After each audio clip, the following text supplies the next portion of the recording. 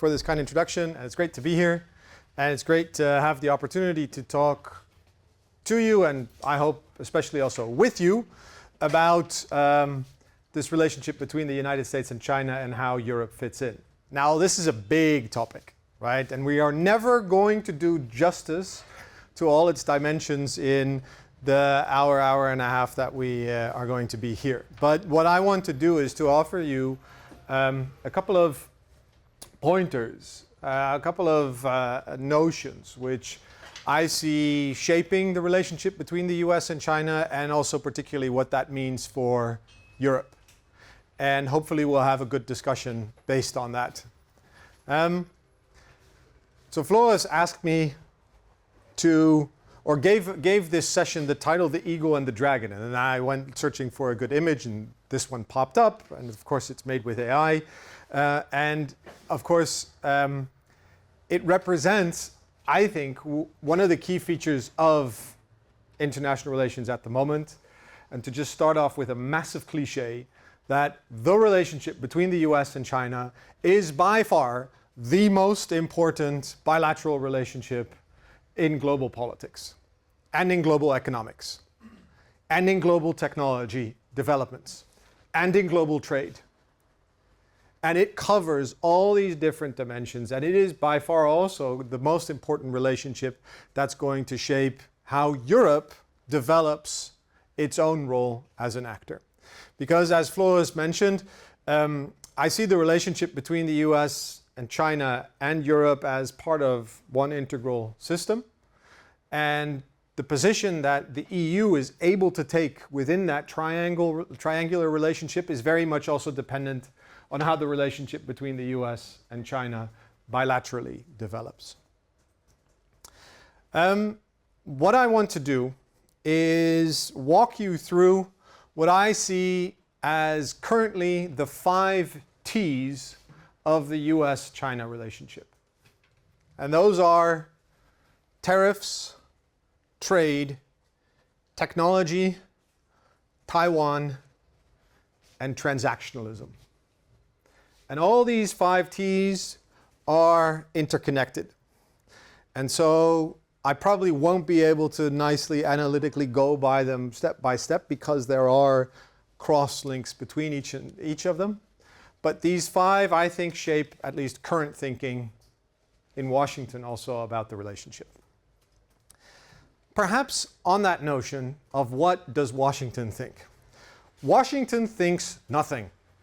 There are a lot of different opinions, views, insights, strategies, proposals, ideas in Washington. There is no singular idea. There is no coherent philosophy in Washington driving the current administration's approach to China. In fact, that is also the way Washington is set up. I used to work at one of the think tanks in Washington, and think tanks in Washington aren't called policy shops for nothing. They are effectively places where you can go shopping for different policy solutions to similar challenges. That's normal. What is abnormal or less traditional is that there is no coherent US administration view on China, or on these 5 T's, or on the 4 T's actually that I mentioned. There is no coherent perspective among senior cabinet officials, whether it's Howard Lutnick or Marco Rubio or J.D. Vance or Stephen Miller, about China. There is one actor who is not just the primus inter pares, but who is sort of the Zeus on the Olympus, the one decision maker, the deal maker in chief, who determines China policy. And that's Donald Trump. And so if you want to understand US-China policy under this current administration, actually you also need to go into the details of the thinking shaping Donald Trump. And that is in some ways abnormal, because the normal process in which policy is made in Washington is that you have policy ideas that are based on strategic documents that are published by the administration. These policy ideas percolate up through the governmental structures, and then there is one coherent approach. in this case, it's actually quite disconnected, what happens at the White House from what happens in the government ministries. And so a lot of people are actually left guessing what on any particular day is the approach to China. So let me give you one example from my recent travels. This is actually from a previous trip I did in November. In November, I was there and talking to think tankers and US officials about, okay, what is the approach to the tariff policies? And people said, well, you know, probably there's going to be a quite strong likelihood of stability in the relationship because Trump doesn't want to disrupt the possibility of a summit with Xi Jinping. And there is probably a high likelihood of a trade deal emerging. That was basically the consensus view of the people we talked to. That same week that I was there, Donald Trump raised tariffs by 100%, and China 24 hours later slapped export controls on the export of Chinese rare earth elements and materials to the United States. No one saw that coming. And then 2 weeks later, of course, it sort of dissipated again. And this is a sort of a factor of uncertainty and fundamental unpredictability that you are left with as a researcher trying to observe what the stable approach is, if there is a stable approach from Washington towards China. And so everything we talk about now can actually be changed tomorrow because of a tweet or because of something that happens or because the US president, more than anyone else, decides that he needs to course correct.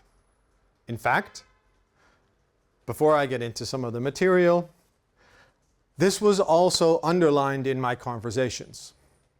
They said it might very well be that Donald Trump is intent on reaching a deal on trade with Xi Jinping, and then a week later might take a very tough stance on Taiwan, which would be a course correction from achieving that deal in the first place. If we are left with that uncertainty, and I would argue that folks in Washington D.C. are dealing with this uncertainty as well, then that also means that Beijing is dealing with this uncertainty. And so it's actually also really interesting to kind of flip the script at some point to say, like, okay, but how is China then approaching this critical relationship, because they see that very clearly as well, when they are dealing with a capricious, unpredictable US administration.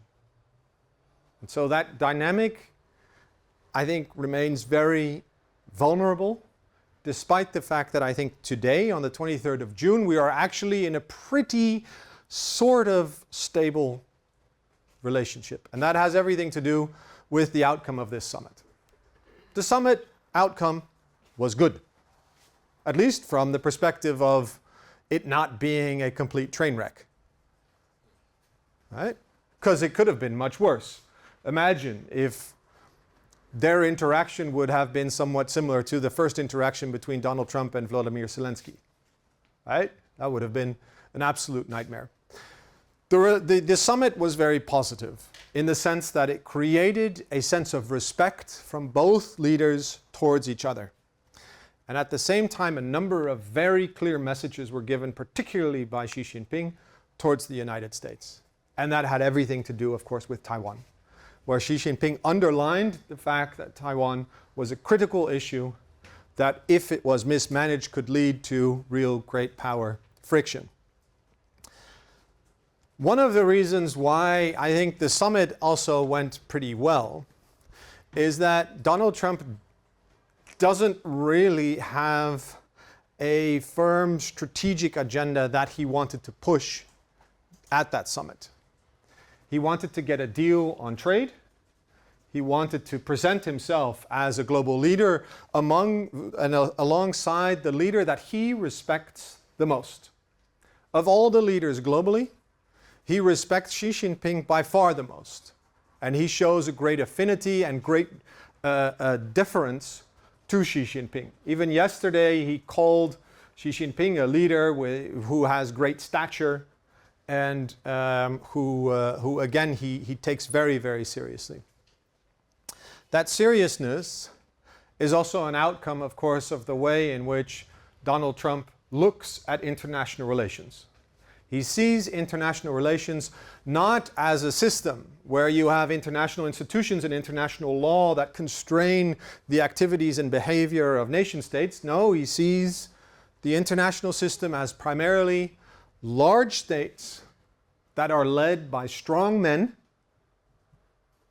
that are able to do deals with each other to determine outcomes of war and peace, of prosperity and poverty. And in that context, he sees the United States as the world's largest consumer and China as the world's largest producer, exemplified by a gentleman by the name of Xi Jinping as his natural sort of counterpart. It's the real estate negotiator element of Donald Trump. He wants to sit across the table, deal one-to-one with someone, and in this case, the big cheese is, of course, the Chinese president. One of the areas where there was a lot of discussion about was what would happen with the trade relationship. Because the relationship wasn't as good or as nice as this picture showed. The relationship last year around this time was actually really, really bad. And this is just a chart to highlight that in April, we saw tariffs between China and the US balloon to astronomical heights. Remember, Donald Trump comes in to the White House and he says, I'm going to correct economic imbalances, the fact that the United States has trade deficits with the rest of the world that cannot stand. I'm going to ensure that production comes back to the United States. We're going to reindustrialize. We're going to breathe new oxygen into the Rust Belt. My MAGA base is going to have jobs and prosperity back. And we're going to ensure that no one screws the United States anymore on trade. And it leads to this big revision of tariff policy. And everyone more or less accepts this. We absorbed, in Europe, we absorbed these tariffs. Across Asia, these tariffs were more or less also absorbed. Where weren't they absorbed? In China. China said, okay, you're going to raise tariffs with me. I'm going to double down. And we saw this tit-for-tat tariff explosion taking place, which ultimately led to a high point of 145% tariffs on Chinese imports. That's crazy, right? Trade effectively stops after you reach 100% or perhaps even more. I mean, it was totally, we were in the space of sort of science fiction, that the levels of these tariffs didn't matter. But it was a signal that China was saying, well, I'm not going to be intimidated by someone who uses tariffs as a bullying policy. We're going to match that. And it exemplified to Donald Trump that, hey, here's actually a power that isn't blinking when I start to put pressure on them. But something more happened, which also made the United States quite nervous and actually led to the retreat from the tariff heights of 140, 145%. And that is, the Chinese government didn't just match the tariffs. They also did something which you can call horizontal escalation. The Chinese government did two things. One, they flagged that they weren't going to send a number of critical metals to the United States any longer, or that they would be captured by export controls. This particularly with rare earth elements on which the United States economy is very dependent. And secondly, what happened is that the Chinese Federal Bank, or the Chinese Central Bank, sold $20 billion worth of US Treasury debt. And that together spooked the markets in such a way that the United States, particularly vis-a-vis China, decided to ramp down its tariffs. And it is very important in terms of understanding the dynamics regarding China at the moment in Washington, that this is the first instance in which the United States confronted a power that was able to stare down Donald Trump. And that led to respect, but it also led to a certain anxiety in the global economy that, hey, hang on, there are some economic dependencies here which can actually be used as leverage to create diplomatic effect. And I think we are now in a so-called interbellum. We're sort of in a ceasefire, where the agreement that was struck after the tariff explosion in April was brought down to more sustainable levels.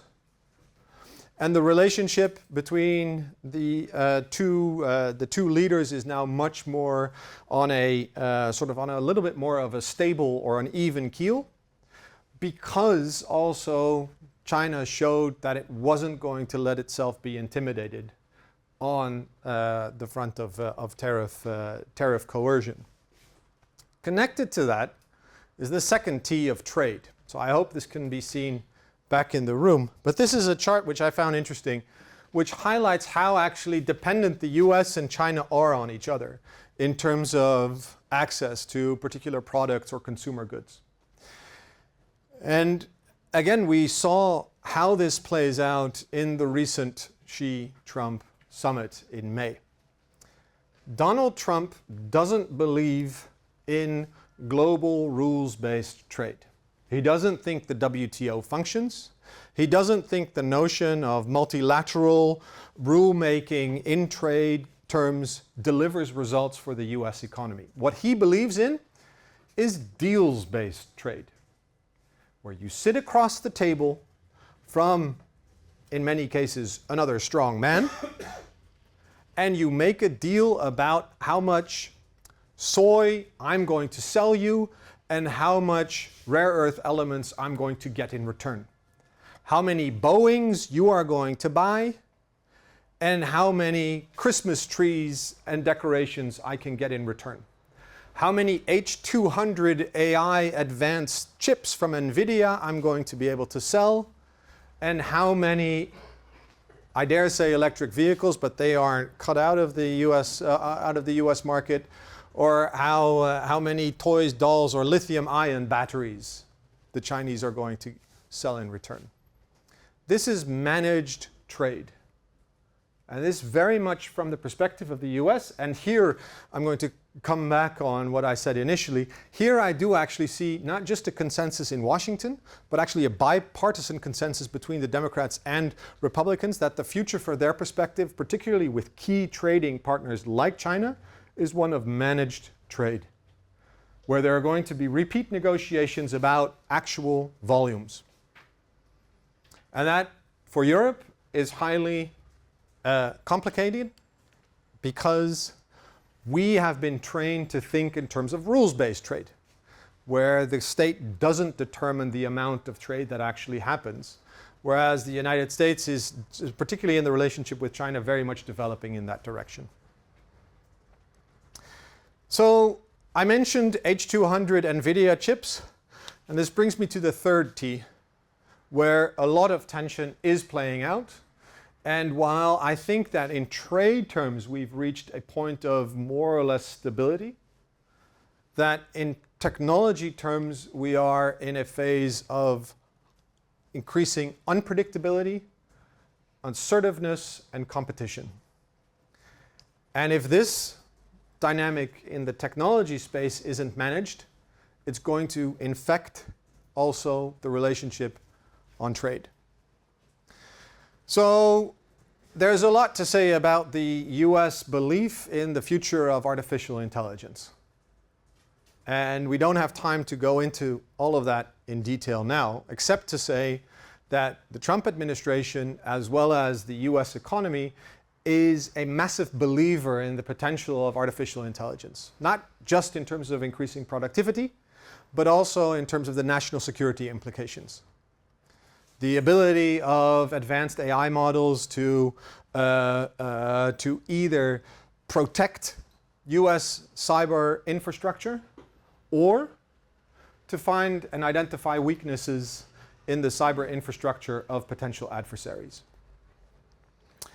Now, one of the elements that have led the US to be a leader in artificial intelligence is the hundreds of billions of dollars that have been invested in the development of these large language models and the new AI, the AI kit that we all are familiar with, from ChatGPT to Claude. What happened when China launched its DeepSeek model was to say, hang on, you actually don't need to have hundreds of billions of dollars of investment up front, but with a few clever engineers, and I'm sort of paraphrasing a little bit, you can actually achieve the same results. That, when it was launched, was a massive challenge to this belief in the United States that it would always be a leader in artificial intelligence. Nevertheless, what the United States then tried to do is to say, well, we see that through clever engineering, perhaps China can leapfrog some of these technological humps, but we still have access to the main infrastructure, to the main hardware. And NVIDIA is the main company that comes to mind here. But NVIDIA, of course, also wants to sell stuff. Right? So Jensen Huang, the CEO of NVIDIA, has been lobbying the White House with this idea of, well, maybe, Mr. President, maybe we can start selling our NVIDIA chips to China, and in that way keep the Chinese economy addicted to US semiconductors, instead of pushing them to develop, like they are doing with DeepSeek, their own indigenous semiconductor infrastructure. And this is, I think, a very live debate, where in Washington it's unclear which school of thought is going to emerge on top. And these two schools are as follows. On the one hand, there's sort of the school represented by Jensen Huang that says, we can sell our stuff to China, and then China will remain dependent on our semiconductors and won't have the incentive to develop similar capability by itself. And then there are the national security crew that says, well, hang on, actually we need to restrict as much as possible these advanced semiconductors from going to China, because then effectively we're just helping them to be more competitive against us. At the moment, you could argue Jensen Huang sort of has won the day, but there's no certainty that that's going to stay. And why is there no certainty? Because, and this is where Anthropic comes in, last week the United States placed export controls on Anthropic's two most advanced AI models, Mythos 5 and Fable 5, and basically said only Americans are able to use this new tool. Because from a national security perspective, they are so powerful that if they are in the hands of others, of other governments, of other actors, they could potentially undermine our national security infrastructure. And if you don't believe me, this morning, the Five Eyes grouping of intelligence agencies from the US, the UK, Canada, Australia, and New Zealand came out with a very exceptional statement. They hardly do public notifications, where they basically issued a cybersecurity alert flagging that the development of AI models is going so quickly that it's a matter of months, not a matter of years, before they present fundamental cybersecurity risks. And so what you're seeing in the technology domain is this battle between, again, these two schools that say, can we keep the Chinese addicted to our own stuff? Or do we need to restrict access to either the semiconductors or the software itself to be able to outcompete the Chinese? How am I doing time-wise? We've got 3 more minutes. All right. Just kidding. I mean, I know you have a few more slides, but yeah, around 10 minutes? How about Yeah. So this brings me to the fourth T. And that's, of course, Taiwan. Because Taiwan is crucial to the development of NVIDIA chips, to the development of AI models. You will all be familiar with this. 70–80% of most advanced semiconductors are still manufactured in Taiwan. Taiwan believes it has a silicon shield, that actually this position prevents it from being subject to a Chinese assault, and that it's its strongest guarantee for security. But on Taiwan, I would argue, and here again we need to actually go into the head of Donald Trump, because the US administration has been very ambiguous about what the US would do to protect Taiwan. So the first moment of ambiguity came when Donald Trump came into the White House. Marco Rubio takes over as Secretary of State, and on the website of the U.S. State Department, the sentence that says that the United States supports Taiwan's, I don't know exactly what the terminology is, Taiwan's independence or something like that, was removed. It wasn't replaced, it was just deleted. We're left to guess. Joe Biden, of course, famously had declared, probably as an off-the-cuff comment, but who knows, he changed US policy at that time, that he would protect Taiwan militarily in the event that there was an attack on the island. Donald Trump has said no such thing, because again, he doesn't want to disturb the relationship with the person at the international level that he by far respects the most, which is Xi Jinping. And in the last summit, again, Xi very clearly made his point, even highlighting the Thucydides trap, that Taiwan could be an existential issue for the relationship between the US and China. Second point of ambiguity is, at that summit, what did Donald Trump say? He said that he was looking forward to a call with the new leader of Taiwan. We're still waiting for that call to happen. And it's unclear if it's going to happen. And if it happens, what would that mean? And so Taiwan, to me, and I'm not a Taiwan specialist, I know there are a couple of people here in the room that know much more about Taiwan than I do, but from a Washington perspective, I think it's still very, very unclear. It's opaque what the real position is. What I heard is that people were very concerned that in Trump's desire to do a deal with big man Xi, he would be willing to accept a movement of the Overton window or of the red lines regarding Taiwan and Taiwan's position.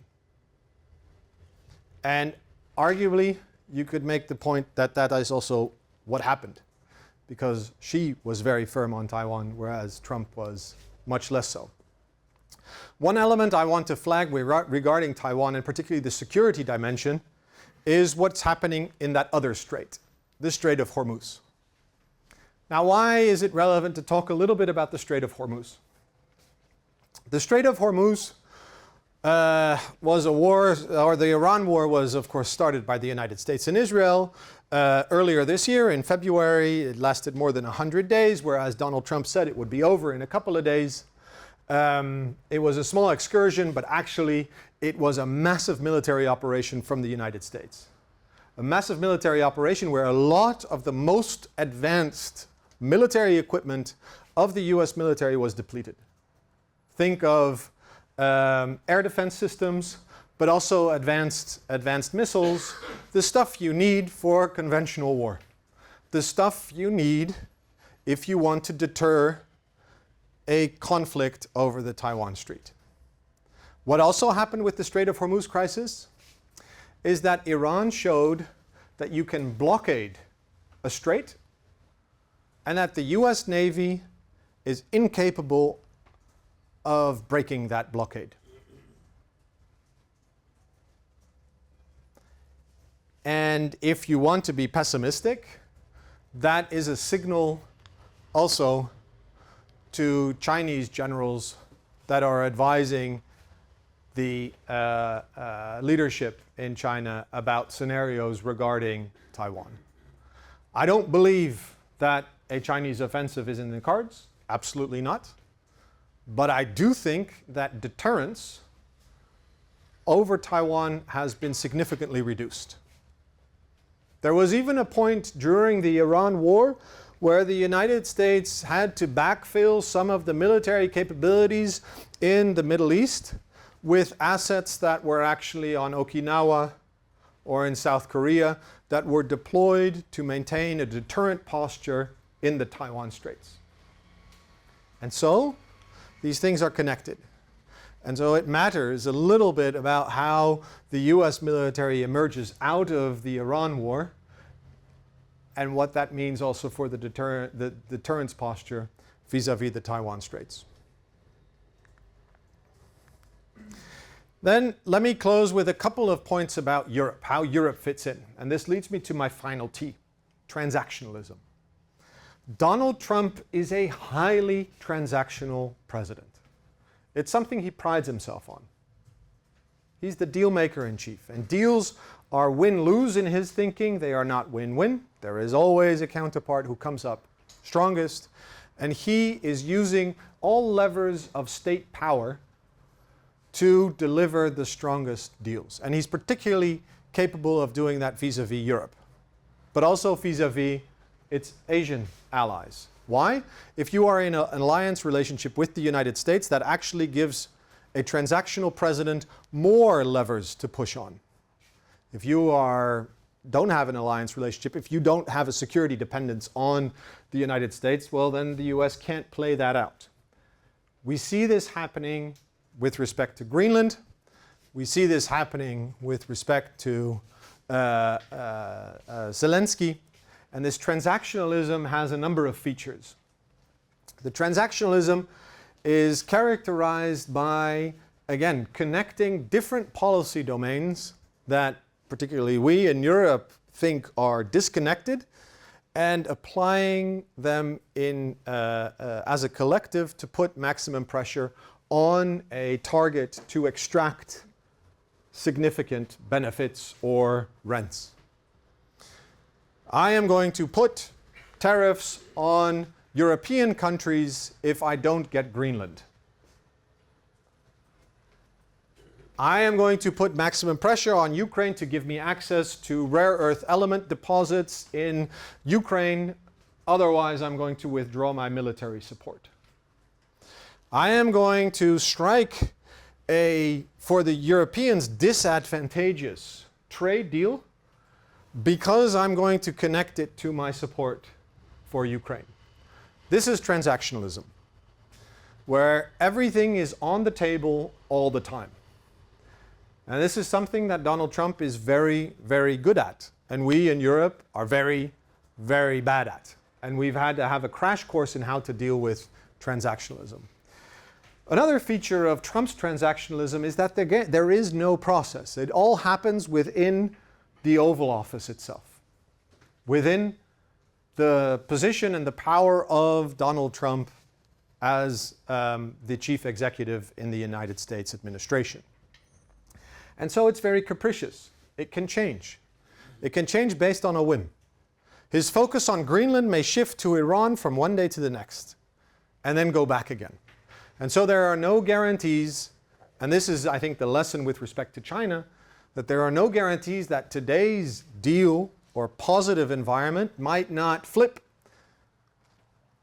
to be much more negative or much more confrontational on a future occasion.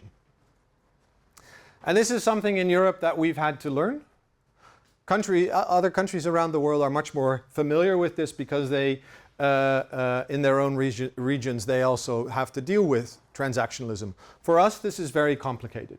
And it means that in Europe, we have had to face questions over the past year and a half, what is the transatlantic relationship still worth? And that question is important when we think about how the US-China and the China-Europe and the Europe-US relationship moves forward. Because while at the same time, as we are thinking about, okay, what's the future of the US-European relationship when we're dealing with a highly transactional US president who leverages alliance relationships for economic benefit, we're at the same time in Europe exposed to Chinese industrial overcapacity, which is hollowing out the industrial base in Europe and undermining competitiveness. And so Europe is thrust in between these two great powers that are challenging fundamental ideas that we in Europe have about the way in which international politics functions. And it is that squeeze between, on the one hand, a highly transactional US president, and on the other hand, the manufacturing leviathan which China represents, which is creating a lot of tension inside Europe. And Europe is very much debating how it can respond to this, also because it doesn't know which is the bigger threat. Is the bigger threat a China, which is described as a partner, a competitor, and a systemic rival? Is the threat the fact that the Taiwan Straits could become vulnerable, that there another choke point could be weaponized?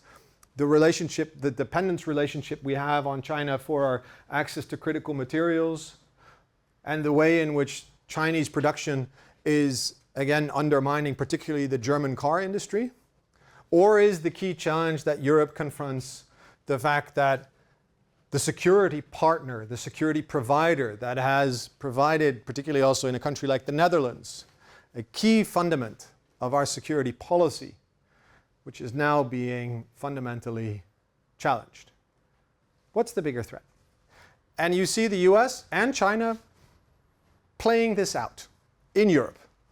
So you have Chinese dignitaries and officials coming to Europe and saying, look at what Trump is doing. Look at how he's undermining international rule of law and international trade regimes. Come to us. We're stable. We're predictable. You can rely on us. We have nothing to hide, and work with us. Or is it the United States which says, in the end, the Europeans might kick and scream. They might be very negative about what's happening in the White House, but when push comes to shove, they will side with the United States anyway.